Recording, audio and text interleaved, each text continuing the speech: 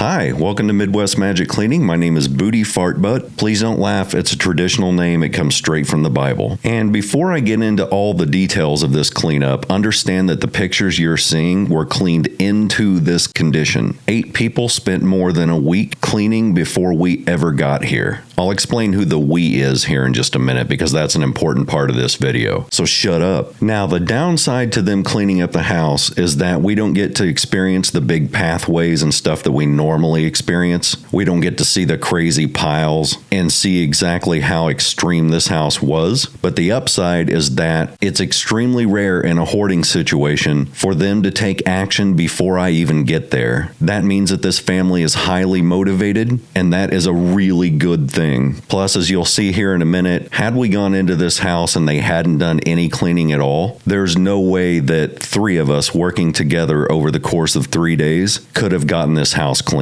And that brings me to who is we? Well, quite frankly, that's none of your damn business. But if you just absolutely have to know, I've been working on putting together a compilation for the last, I think, 2 months with my favorite cleaning channel, Clean with Barbie, and my also favorite cleaning channel, A Beautiful Mess. Their names are Barbie and Bonnie. If you haven't seen them yet and you haven't subscribed to them, I'm going to put links to both their channels in the description, and they really could use that click because not only are they doing this to help people, this is also a means by which they can take care of their families. The more subscriptions they have, the more money they can make, and if by you clicking a button they make some money, man, that's not even a choice at all in my brain. That's an easy decision, son. Go over there and get your click on. Click it right on up. Right on up! On top of Barbie and Bonnie helping out, Insider is also right alongside us. They sent a videographer out. Hopefully I'm pronouncing that right. I'm not good at words. His name is Lorenzo, and he was one of the sweetest guys I've ever met. He was super cool. He had a funky cat with him. I don't remember the cat's name, but I think it was something like Jebediah Devil Worshipper. I don't know. I may just be making that up inside my own head. That's basically what I call all pets anyway. But anyway, Insider is doing a documentary on this whole process. We don't know when that's going to be out. We assume it's going to be 2 to 3 weeks, but I will let everybody know when that becomes public. He got an absolute ton of awesome footage, and I apologize in advance for how many tripods you're about to see in this video. At any given moment, we had 6 cameras rolling at the same time. I had 2, Bonnie had 2, Barbie had 1, and then Lorenzo had his big giant fancy camera because he just liked to show off, I think. In fact, I'm starting to think that Insider didn't even send him down. He just showed up and started filming just to show off his awesome camera. Now we're going to start off with Barbie. If you haven't seen her channel, Clean with Barbie, you really should. She does some of the most extreme cleanups I've ever seen, and she's the most real, raw cleaner that I've seen on YouTube. You've probably noticed if you watch other major cleaners that there's a specific type of house they do where everything can be thrown away, and the house often looks brand new by the time they're done because they're working with tile or they're working with floors that can be saturated with water. Barbie often works with places that are so bad there's no saving the paint, there's no saving the floor. The houses are severely damaged, they're infested with rodents and bugs, and she just doesn't care. She dives in and cleans them right in the face, and it's super real and super raw, and she really deserves a bigger audience than what she has right now, which is saying something because she's actually more than halfway to her first YouTube plaque, to her silver plaque. And you can help her out again by clicking that button. Sorry, I'm going to be plugging some channels, son. They call me Channel Plug Johnny back in Nova Scotia. Yo, eh? Is that old Channel Plugging Johnny? I don't know. Let's strike up a conversation and see if he tells us about a channel that's not his. I bet he does. But to start off, Barbie is going to start taking everything out of the fridge so that she can clean all the shelves. About half of the food in this fridge had gone bad, and we'll get to that here in just a bit. Meanwhile, Bonnie, who is from a channel called A Beautiful Mess, also linked in the description, is going to start by getting a lot of this counter clutter off and loading up the dishwasher. She is one of the most meticulous organizers I've ever seen. If you're into like chaos becoming symmetrical, she's definitely worth the view and definitely worth the subscription. She also has a deep love for punch hunting. I didn't know what that was, but she was adamant in telling telling us about how to find her inner peace, she likes to go out into the woods, and instead of bringing a hunting rifle, she just uses her fists. And like when she was a little girl, she could fight a moose for hours, but she didn't have the power to really take one down. But now that she's a grown adult and has mastered her skills, she could knock out a moose in just a few seconds, and then her family can have moose soup for the next several months. Fascinating subject. If you ever go to her channel, feel free to ask her about moose fist hunting.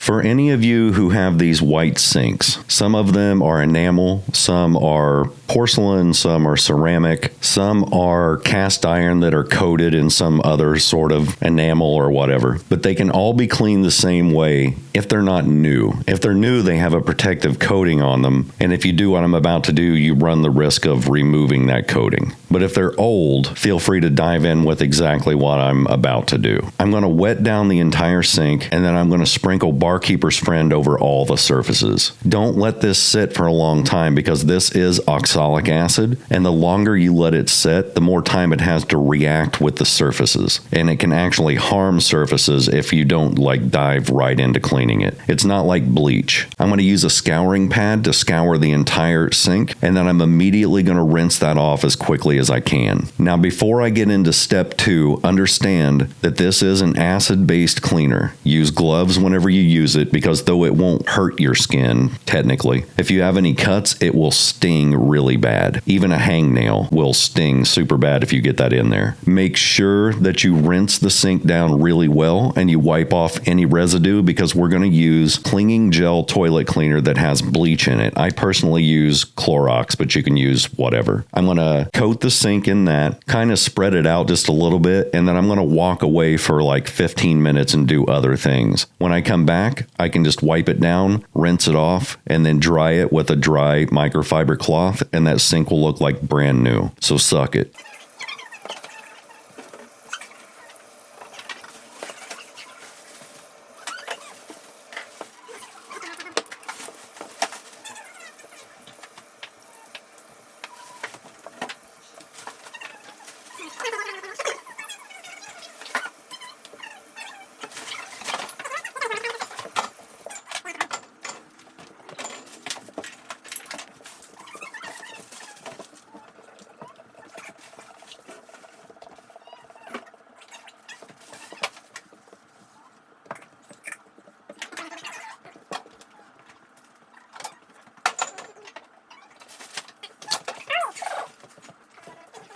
Now here's one of the downsides to cleaning this place. Bonnie and Barbie are coming from the opposite ends of the country, clear into the heart of the Midwest. I drove up 2 hours from my hometown, and we only had 3 days to knock this out. Even after the house had been cleaned into this condition, that meant that we only had time to do the main floor of the house, and this house had 3 stories and a basement. After assessing this place, we realized that in order to get this house from front to finish, completely done and pristine, it would have taken all 3 of us at least 2 weeks. So what that means is we not only had to be picky about what rooms we cleaned, we had to be picky about how we cleaned them. So for instance, in this kitchen, our goal is going to be to completely clean it and sanitize it, because this is the only room in the house where people are going to be picking things up off the counter and putting them in their face hole. At least I hope that's the only room they're doing that in. So we wanted this room to be as pristine as possible. Now, in doing that, once they took apart the refrigerator and got everything clean from top to bottom, for whatever reason, it took 24 minutes to put that fridge back together. And even though it sped up a lot, I'm going to show it all, because we all deserve to bathe in our shame in how hard that was to put back together. Bonnie happens to have the same fridge, and even she had trouble with it. So you're going to watch us fail miserably on this fridge reassembly, and feel free to point at the screen and laugh and be like,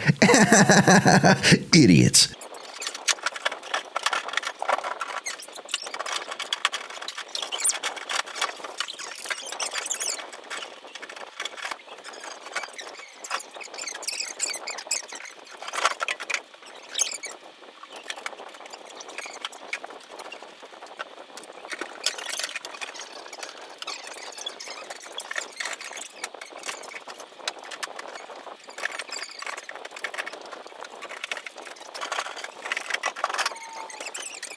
Idiots. Now, you might be thinking, if they've got a house that big, they can definitely afford to pay us. And they could. They have a business. They have several rental properties. My thing on this channel is I refuse to take money from the people who are letting me film this, because that turns it into a job and not like a good deed, if you will. And you will. Oh, you will. It kind of defeats the purpose of the channel. Helping out your fellow human, regardless of what money they make or don't make, or whether they're rich or they're too poor to afford it. The whole point of the channel is about treating humans humanely. But yes, she did try to pay us several times, and we turned it down each time. Now, there's a main culprit in this house who is mainly responsible for the hoarding, and that would be the husband. The family's in a situation where the wife had finally hit a breaking point and said, if this doesn't get cleaned up, we have to go our separate ways. They have cleaned this house 4 different times before we took our shot at it. The last one was 5 years ago, and each time it was this bad. 5 years ago, the wife and a friend had redone the house from top to bottom, and she told me that ever since then, for the past 5 years, the husband will lose his temper and say that effing woman took everything from me.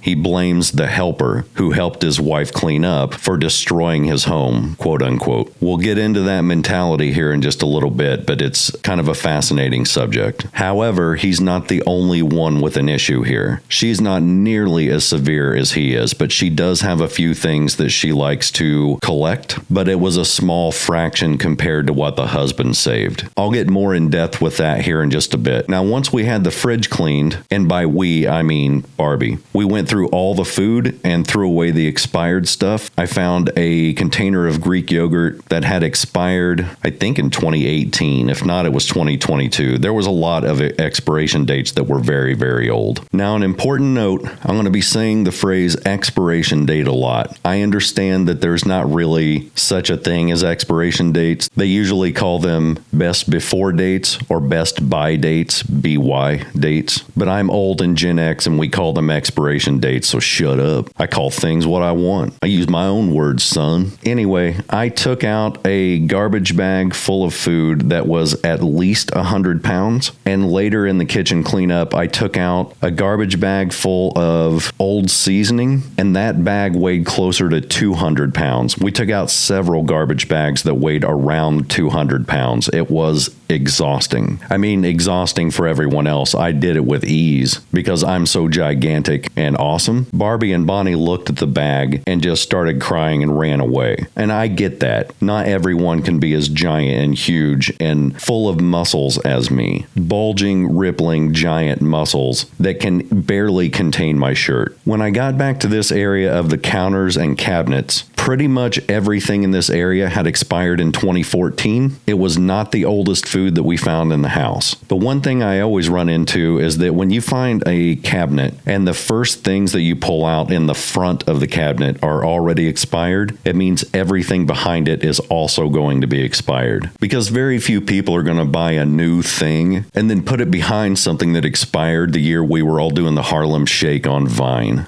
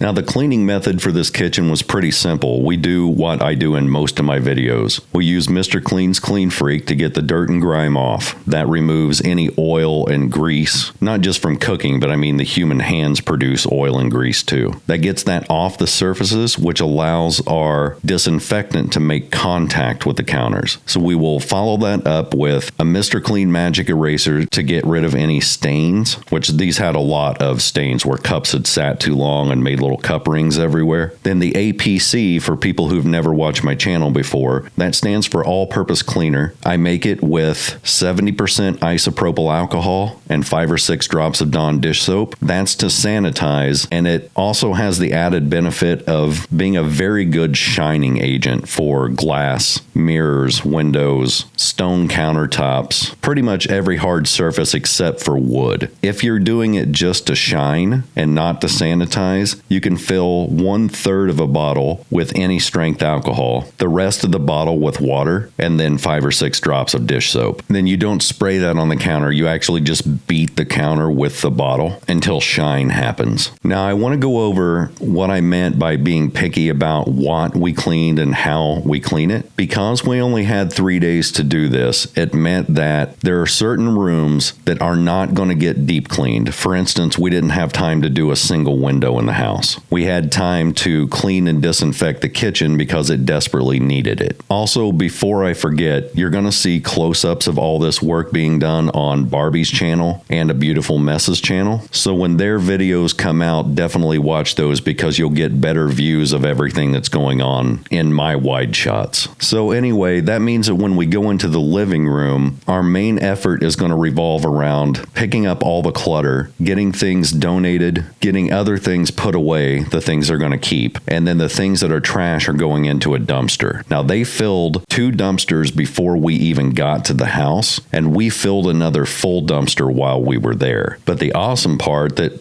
is normally not a thing that happens on my channel because I live in such a rural area that's not really populated is that in this city is actually a city, and we could take a massive amount of stuff out to the curb, and as fast as we put it out there, people grabbed it. Then we had a few churches that came and got other stuff. They took stuff out by the truckload. So there was an insane amount of stuff given away for free to people who needed it. So you'll be happy to know that. Stop asking us about donations, you freak. You charitable freak. I'm so sick of your charitable giving hearts. I'm not putting up with it. I'm not putting up with it. And then we're going to do the same thing with the sunroom. The sunroom is important, really important, because that used to be the room where every morning the wife would come downstairs, grab her breakfast, a cup of tea, and grab her crafting, which she really likes beading. So she'd grab her beading kit and sit down there and relax and de-stress and just enjoy peace. She's not been able to access that room in over 3 years. To me, that sunroom is the most important room of the house because even though it doesn't serve much function beyond that, this is the one place in the house where she can experience peace and joy that belongs specifically and solely to her. Everyone needs that. I don't care if it's a room that brings you that thing, or a video game, or a cat, or suplexing strangers at the grocery store. Everybody needs that thing that brings them peace,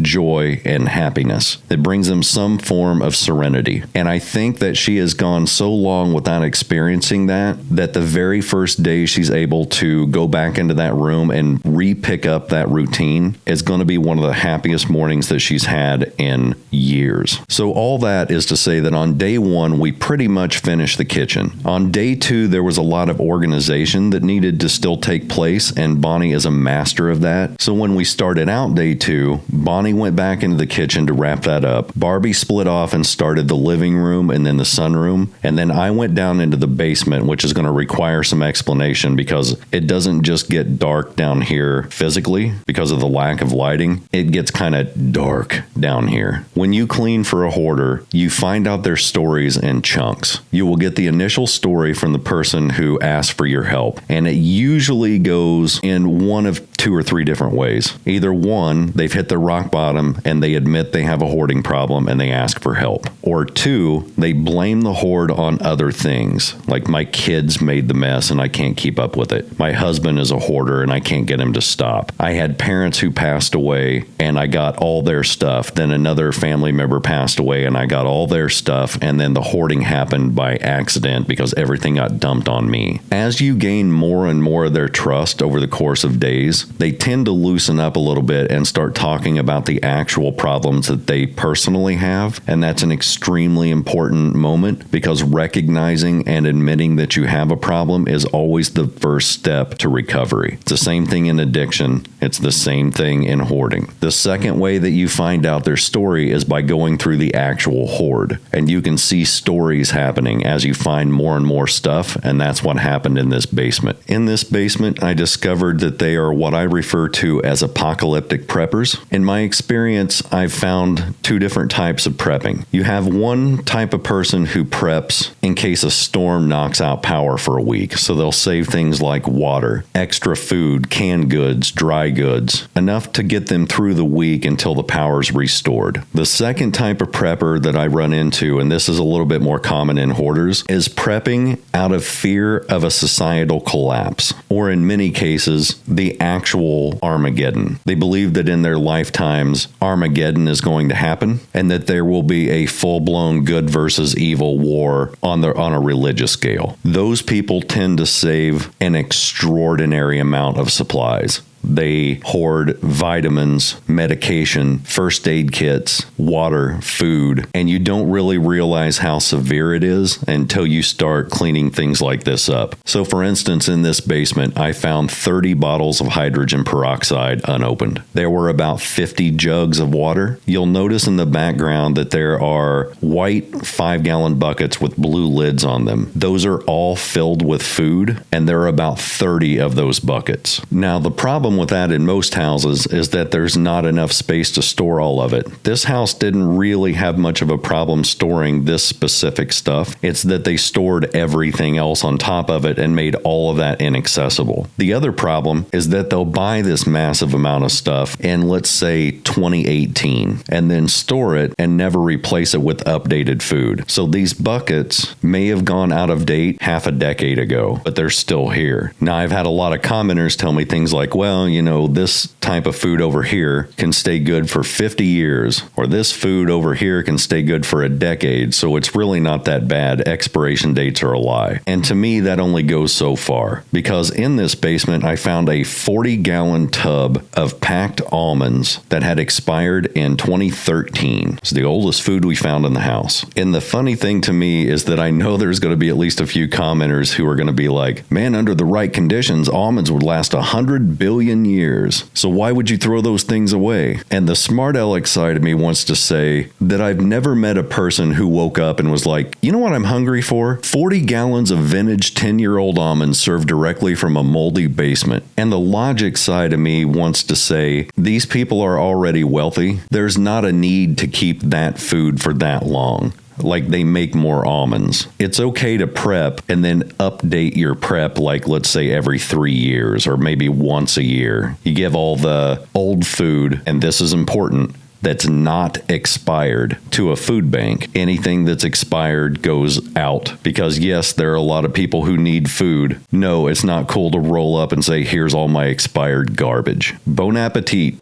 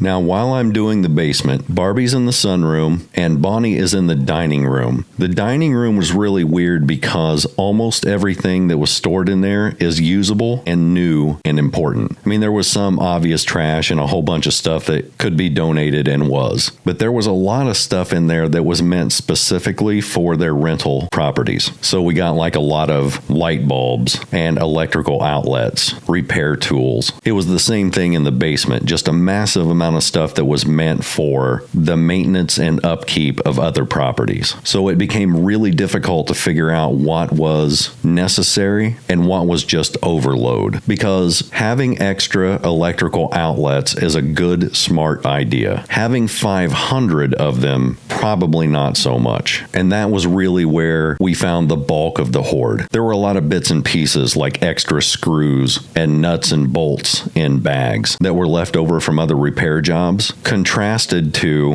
150 empty jars. We're talking like when you finish a jar of jam or peanut butter, they would rinse out the jar, put the cap on, and then keep the empty jar. I took out massive bags of hundreds of those things. The food prepping was out of control. They wanted to keep all the food in the basement, and I decided that even if it was expired, I just wasn't touching it because I didn't have time for that conflict and that conversation. So all the canned goods that I saw just at a glance had expired a year and a half ago, and in that pile were about 30 jars of marinara sauce. That tells me that even though they're doing this to prepare the family for an emergency, the mental illness is steering that ship. Now, what this means in the dining room is that because every item has a purpose and every item has a use, it means that Bonnie has to sort through every single one of these bags and boxes to make sure she's not throwing out something actually useful. And now Bonnie's a ninja at that, but unfortunately for us as cleaners, it's a lot of time that could be spent elsewhere. For instance, we couldn't even enter the upstairs of the house because there wasn't time. Had we not had to pick and sort through all this stuff, we could have done more of the house. But I mean, it is what it is. I hate that phrase, by the way. It comes off as a nonsensical phrase that just means, I don't know, I don't want to think about it anymore. So on our very last day of this cleanup, I had gotten maybe 5 feet into the basement. And the room that you're seeing down here actually has 2 branch-off rooms that are just as filled with just random stuff, mostly food, but just a ton of stuff that really needed to be taken down and straight up dumpstered. It would have made much more shelf room if I could have done that, and I could have cleared out this main part of the basement even more. But since we were on day 3, that's when I knew I had to adjust my expectations and adjust my goals. I knew I wasn't going to get into either one of those other rooms, so those were off the table. So my goal went from making this basement pristine to clearing out this basement enough to where she can, for the first time in 3 years, enter the basement and walk from one end of it to the other and access everything that's down there. That in itself was a massive feat.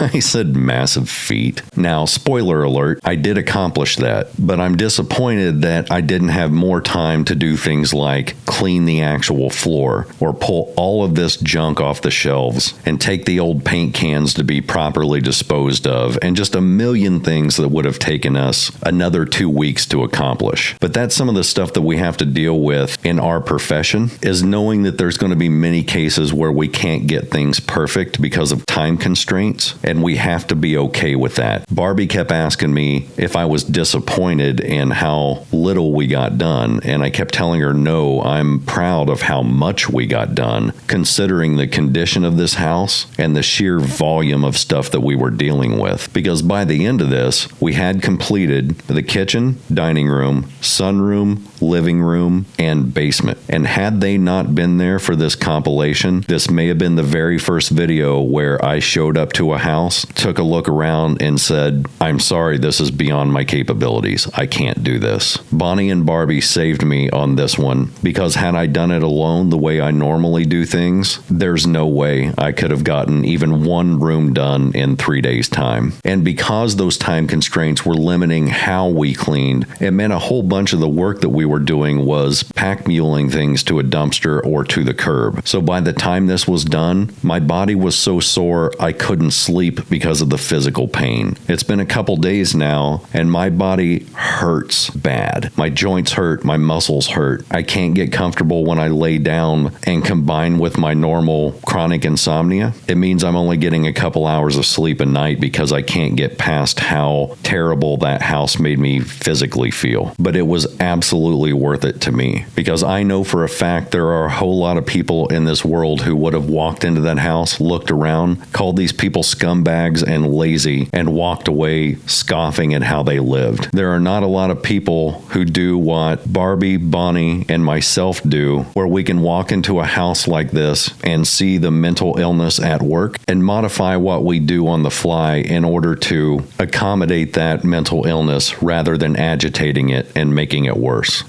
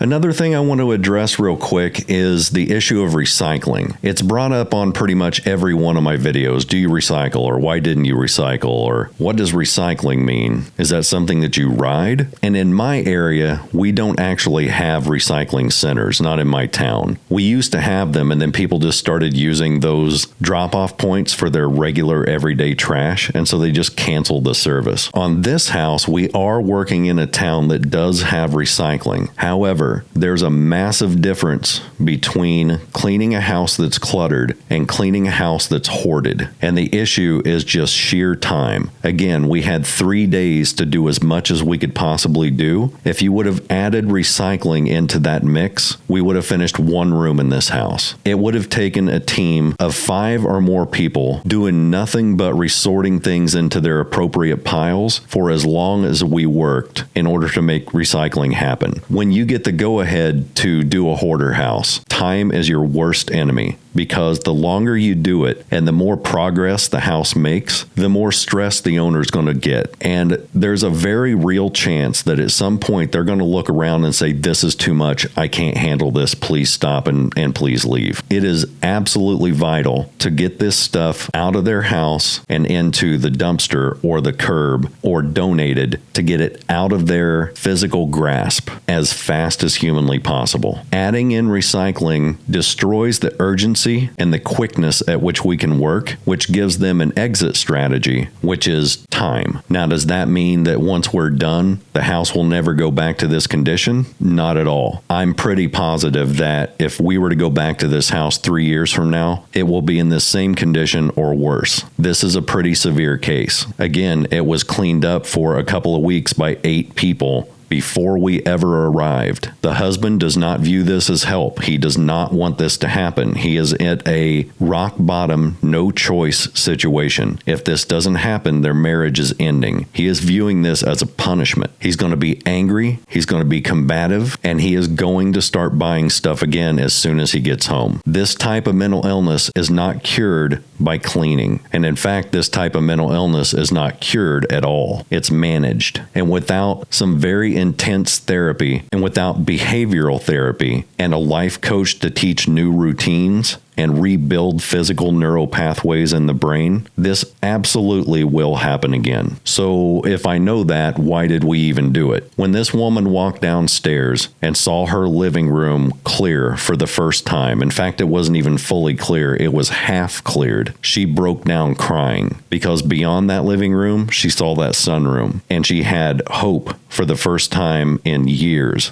that she was going to be able to get back into that sunroom and do the thing that she loved, which is just relax and silently enjoy some peace. If this house became hoarded 2 weeks from right now, I know that at a bare minimum, we gave her 2 weeks of peace, 2 weeks of a life that isn't inundated by stress and anger and anxiety, 2 weeks without chaos. And I don't care what background you come from. I don't care if you're rich or you're poor. I don't care if you're a good person or a bad person. I don't care if you're a religious leader or a hardcore criminal. Every person on this planet deserves some peace at some point. And even outside of that household, I got to meet in person 2 of the kindest, most hardworking women I've ever met. They're funny and smart. They have fascinating stories about their lives, and they put up with the dumbest jokes that I could throw their way. They deserve to make a living doing what they're doing, and you can make that happen just by going to their channels and clicking the subscribe button. That's all it takes on your end, and I think that's a pretty easy, cool trade-off.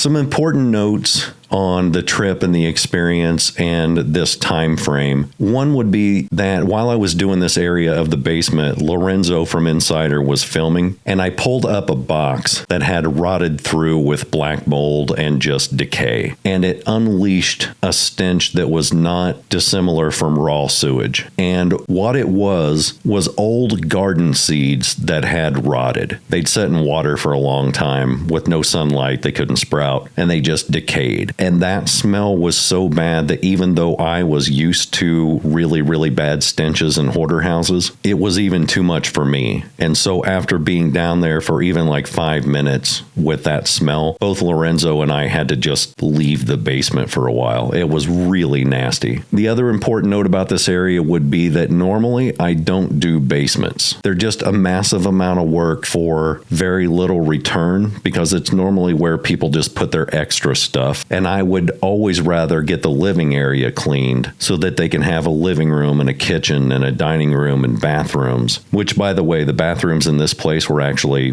already cleaned and looked great. But it was brought to my attention several times by several different people that the basement has been inaccessible for at least 3 years, and it was a very important room for her to get cleared. That's the thing that exhausted me, because I was not only carrying up garbage bags that weighed probably 50 to 80 pounds on average, and a couple of them that weighed more than 100 pounds, but I was carrying them up the stairs and to the dumpster outside, and I took out countless bags. If I had to put a number on it, I would say 40. So that's one of the reasons that you don't see me helping out with the living room or the dining room or the sunroom, is that I spent 2 solid days just downstairs in the basement and still didn't get the side rooms done. Now add in the fact that I'm 6'4", and it also means that I constantly hit my head on pipes down there. The actual ceiling wasn't bad, but there were pipes that hung down to around my eye level. And so there are even a couple of shots down here in the basement where you'll see big tufts of what looks like dust or crud on my shoulder. That's actually chunks of the insulation from the pipes that I had knocked off with my head. Another issue we found that I've never really seen at another hoarder house was that even though we were able to put a ton of stuff on the curb and we were able to get rid of all that stuff, or most of it, I talked to 4 different people who were taking that stuff who were also hoarders, like openly admitted to being so. One guy told me that he had 7 properties that were completely full and he didn't know why he was taking even more stuff. Now, I did talk to one family who had relatives who were coming out of Washington State. They were moving from Washington to Illinois and they had nothing. They were living out of a van, but they had either an apartment or a house coming up. They were just waiting for it to become available, but they had nothing to move into it. So everything that I could gather that could help that family start out, I just walked it down to their house. So end tables, lamps, just everything we could think of that would help them out. And that felt pretty good because I know it's not going to be a case of somebody selling it for drug money or a hoarder just adding to their own hoard and exacerbating a mental illness that really shouldn't be fed like that, but instead is going to somebody who I know could actually get use out of the items. But it's just such a weird situation where you talk to people who are telling you, oh yeah, I'm definitely a hoarder, I shouldn't be grabbing any of this. And in the meantime, I'm thinking, God, I don't feel right about that and I don't feel good about it. But to be honest, all I care about is getting this crap out of their house and gone forever. It just feels like someone quitting heroin and giving another addict all of their supplies. It somehow just feels kind of wrong. I don't know. Maybe that's just me. Sometimes I can overthink things because my brain is stupid.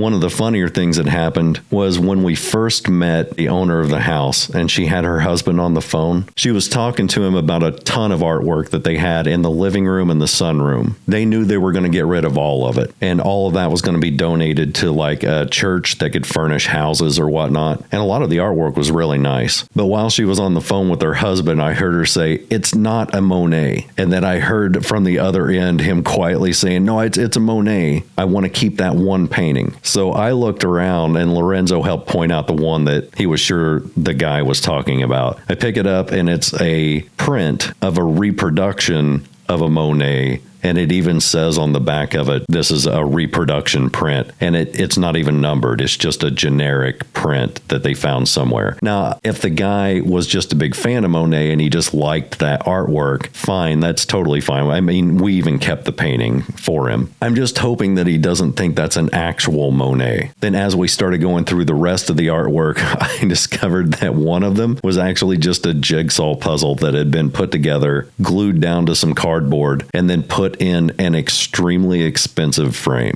And so I kind of like, with my autistic brain, I was kind of like, nah, I get it. But then after thinking about the guy contemplating his Monet, then I also started kind of internally giggling about the thought of him thinking the jigsaw puzzle may have been real too. But that's just, again, how my weird sense of humor works. Like, I'm pretty sure that's a Monet. No, that was made by Mattel. You got it at Walmart. You put it together yourself. Did you think that you just got a shattered Monet and you fixed it? Anyway, I don't know. Sorry, I'm just rambling now. A huge question I know everybody's going to have, because they have it on all my videos: how do you know what to throw away, what to keep, and what to donate? Initially, we had a list of things that they wanted to keep, which was pretty easy to keep track of. Outside of the things that they specifically pointed out, they wanted to keep all food that wasn't expired, anything that was new and still in the package, any power tools, and then a short list after that of just kind of odds and ends. Anything that was good and in excess but not brand new could be donated. Everything else that was like trash or useless or cheap could just be tossed. That was the general rule of thumb. Now, occasionally I will come across something where I'll be like, I don't know, this is borderline. It's good, it could be useful, but it could also be thrown away. And what I typically do is I think, if I threw this away and the owner got mad, could I afford to replace it myself? And if the answer to that is yes, it gets tossed. We did have to be careful though, because they warned us that there were going to be some containers scattered around the entire house that had gold and silver coins. We did find a pretty decent amount of change and probably a few of those coins. And then we found 4 picture frames that the niece looked up online. And if they're real, a couple of those frames can go from $20,000 to $60,000.